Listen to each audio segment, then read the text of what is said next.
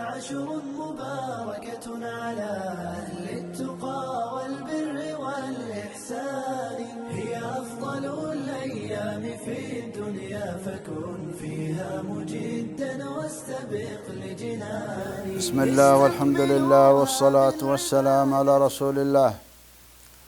بعد ما بين الله سبحانه وتعالى في الآيات السابقة محاسن البيت العتيق، قال بعدها كما في آية سورة آل عمران: ومن دخله كان آمنا ولله على الناس حج البيت من استطاع إليه سبيلا. بعد ما رغب الناس وبين فضائل البيت وأن أسبق بيوت العالم، وأيضا إنه مبارك كثير البركة، وأن يحصل للإنسان به الهداية، وجعل فيه آيات بينات، وفيه مقام إبراهيم، وجعل الكعبة البيت الحرام لما خلق السماوات والأرض الله سبحانه وتعالى جعل الوصول إلى البيت الحرام في شهر آمن، يعني جعل الأشهر الحرم ذي القعدة وذي الحجة ومحرم حتى يصل الناس في أمن.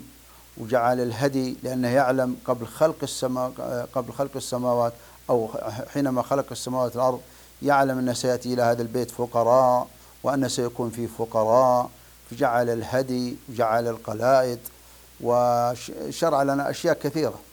فالحج فيه فائدتين، يعني الإنسان لما شرع الله الحج، يعني ما الغاية من الحج؟ لماذا نحج؟ لماذا أذن إبراهيم وأذن في الناس بالحج يأتوك رجالا؟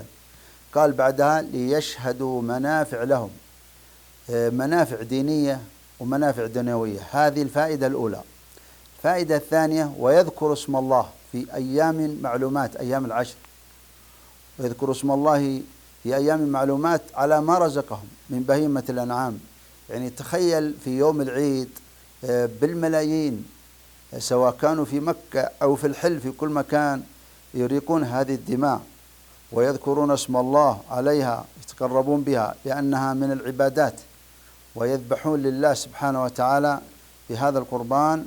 ومن هنا الله سبحانه وتعالى جعل الكعبة البيت الحرام حجة ركن من أركان الإسلام لمن استطاع بدنية، استطاع مالية.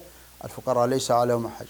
ومن استطاع يحج ولم يحج، فالله يقول: إن الله لغني عن العالمين، غني عن العالمين، ليس غنيا عن هذا اللي ترك الحج، غني عن البشر كلهم. أسأل الله أن يكتبنا من حجاج هذا العام، وأن ييسر لنا هذا الحج، ويرزقنا فيه الإخلاص واتباع هدي النبي صلى الله عليه وسلم.